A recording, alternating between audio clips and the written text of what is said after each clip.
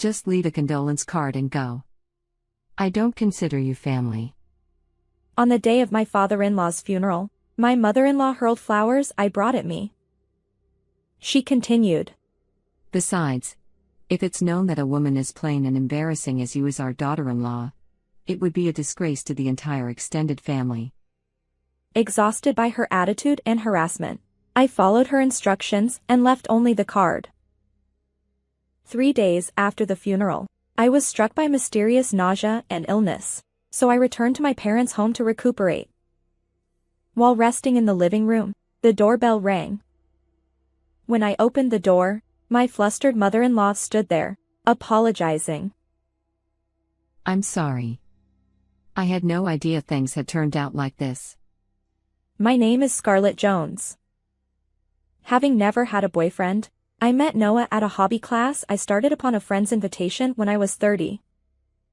We connected over shared interests and, after a year of dating, got married. Noah is my age, incredibly handsome, kind, highly educated from a prestigious university, and comes from a wealthy and respectable family. I didn't know about his background until we had been dating for a while, so it wasn't a conscious choice based on his qualifications. In fact, I felt quite inadequate compared to him, thinking there were plenty of other women who would be a better match. When I learned about Noah's impressive credentials, I worried if we were mismatched or if I was truly good enough. However, Noah accepted me wholeheartedly. I love you, Scarlett. It has to be Scarlett. Encouraged by his words, I accepted his proposal and we got married. He is the elite son of a publicly traded company's president, and he has been on a successful trajectory. He too had never dated anyone before. It's intriguing that he didn't have any dating experience with women until the age of 30. However, during our blissful time together, I didn't dwell on that mystery. Despite being the son of a powerful executive, he never rested on his laurels. Through hard work and dedication, he recently earned recognition from his father as the company's successor. Both my husband and father-in-law are currently busy with preparations for the company's transition. They rarely spend time at home, and when they do, it's mostly for sleep. Yet, my husband never neglects me. He reaches out when he can, and on those precious days off, he prioritizes spending time with me.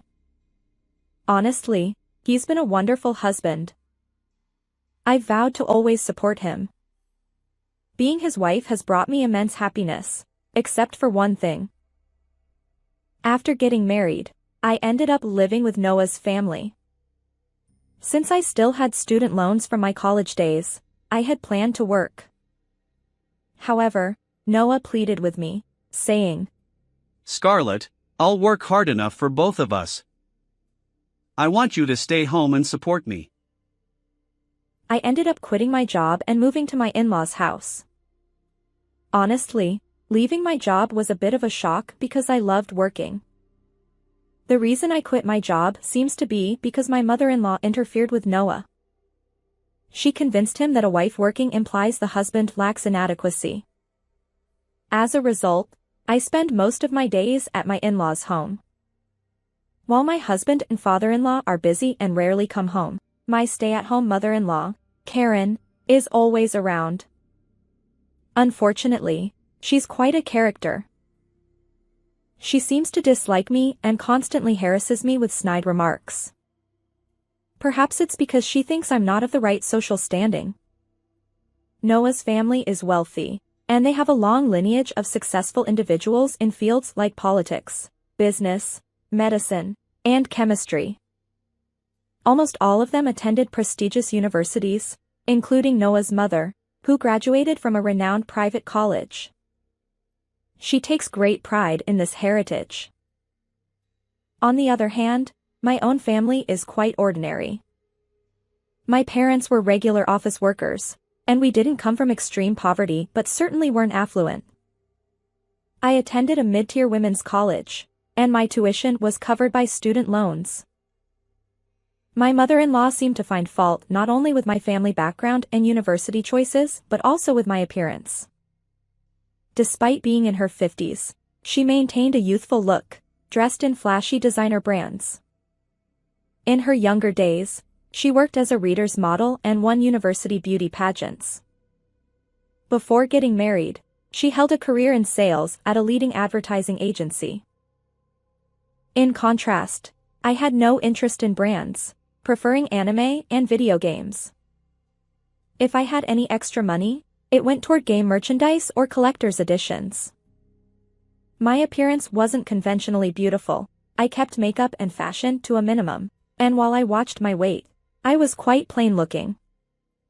Naturally, the glitzy world of readers' models, beauty pageants, and major ad agencies was foreign to me. My social media was filled with game and anime content. It seemed my mother-in-law was genuinely displeased that her son had married an unassuming woman like me, who didn't have an impressive educational background or come from a prestigious family. Because of this, my mother-in-law subjected me to every imaginable form of harassment. She deliberately spilled sauce on freshly laundered clothes, intentionally messed up rooms I had just cleaned, and turned them into trash heaps. Entertainment was forbidden. The hobby class where I first met Noah was shut down, and my friend's contact information was forcibly erased. My beloved anime merchandise and games were sold off for a pittance, with the proceeds going straight into my mother-in-law's pocket. Going out anywhere, even for a simple shopping trip, invited her snide remarks, making it nearly impossible to leave the house. My mother-in-law sold my clothes and cosmetics, saying, "A wife doesn't need to be fashionable." And of course, the money went into her pocket. Makeup was forbidden, and I was only allowed to wear tracksuits at home and the suit I used for job hunting when going out. My hard-earned savings from my single days were confiscated. Even the meals I prepared were discarded. Worse yet, they were thrown on the floor, captured in humiliating photos, and gleefully shared online. The only food I was allowed to eat was leftovers.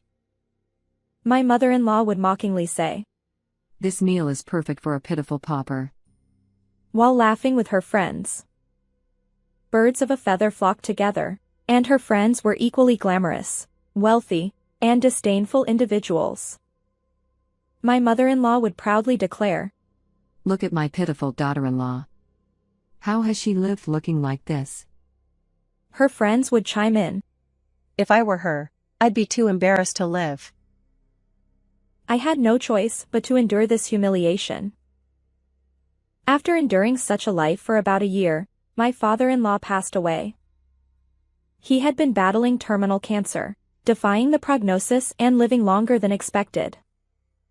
I found myself responsible for preparing his funeral. Noah, caught up in the company's transition, couldn't focus on funeral arrangements. "I have no idea about any of this. Scarlett, can you handle it?" She dumped everything on me, while she lounged around doing nothing. Exhausted and sleep-deprived, I somehow managed to complete the preparations and reach the day of the funeral. However, as I tried to participate in the funeral, my mother-in-law stepped in front of me and made an outrageous demand. "Scarlett, just leave a condolence card and go." I couldn't hide my surprise. She continued, "I don't consider you family. Besides, if it's known that a woman as plain and embarrassing as you is Noah's wife, it would be a disgrace to the entire extended family." From my perspective, her hysterical outburst was far more embarrassing than anything she accused me of. But arguing back would only escalate things, so I simply replied, "Understood," and left the funeral venue, placing only the card. 3 days after the funeral, I was struck by mysterious nausea and illness, prompting me to return to my parents' home for recovery.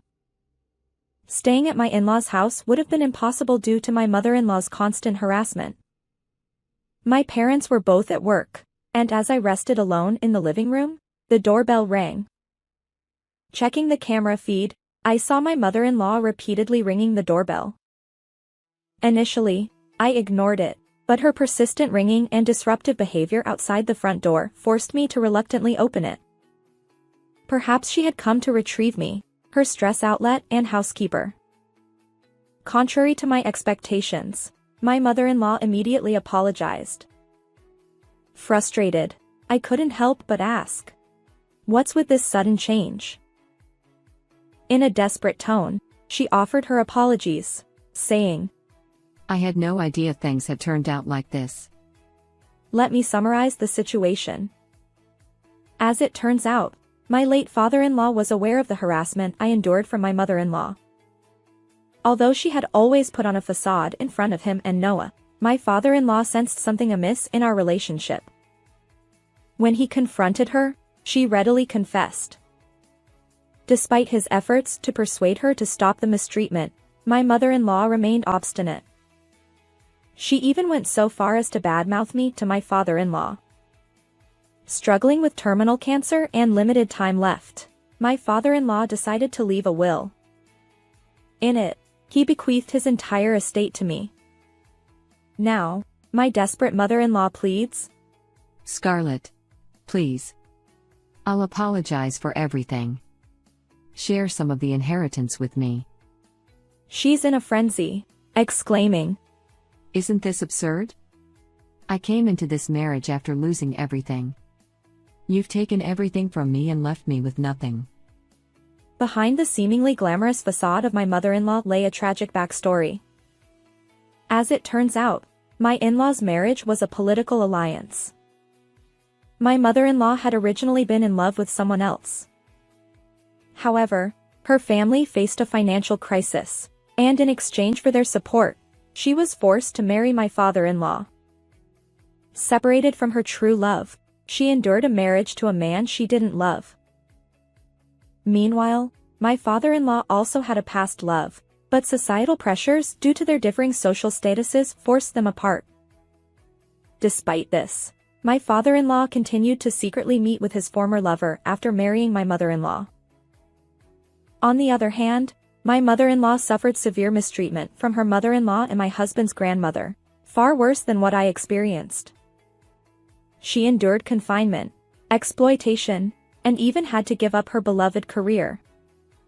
The political marriage left her estranged from her own family, while her husband remained indifferent, prioritizing his mistress. Divorce was not an option, and she was forbidden from seeing her former love. In such a life, Noah, her only son, was her sole reason for living. When Noah's grandmother passed away, my mother-in-law finally regained some freedom, but her love for her son had become completely twisted. She had even harassed women who approached Noah, going to great lengths to keep them away. Despite Noah's good looks, high income, respectable family background, and decent personality, he hadn't dated anyone until the age of 30, all due to his mother's mistreatment. Naturally, I wasn't an exception. Even though she had been denied a love marriage, I ended up marrying Noah, and my mother-in-law couldn't possibly accept that. So, she resorted to every means possible to separate Noah and me, even if it meant subjecting us to divorce. Upon hearing my mother-in-law's circumstances, I felt sorry for her. However, I understand your situation, but...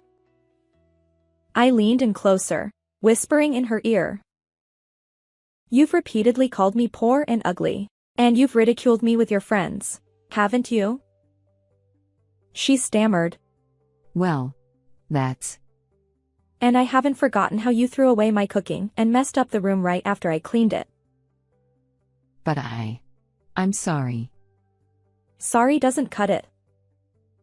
My words left her stunned. While my mother-in-law's circumstances are indeed unfortunate, that doesn't excuse the years of mistreatment I endured. I won't be handing over any inheritance to you. Instead, I'll use it meaningfully for repaying student loans and covering the future educational expenses of our soon-to-be-born child. Regardless of her situation, I won't forgive the way my mother-in-law treated me. I never thought you'd be like this. I misjudged you, Mom. Noah discovered his mother's mistreatment toward me through the will. Not only toward me, but he also learned about her harassment of any woman who got close to him during his student days. In his anger, he declared our estrangement. Scarlett, I'm sorry I didn't notice all this before. Noah hugged me, tears streaming down his face, apologizing. Despite his busy schedule that kept him away from home, I felt no blame toward him. Instead, I regretted making Noah cry and putting him in a position to apologize.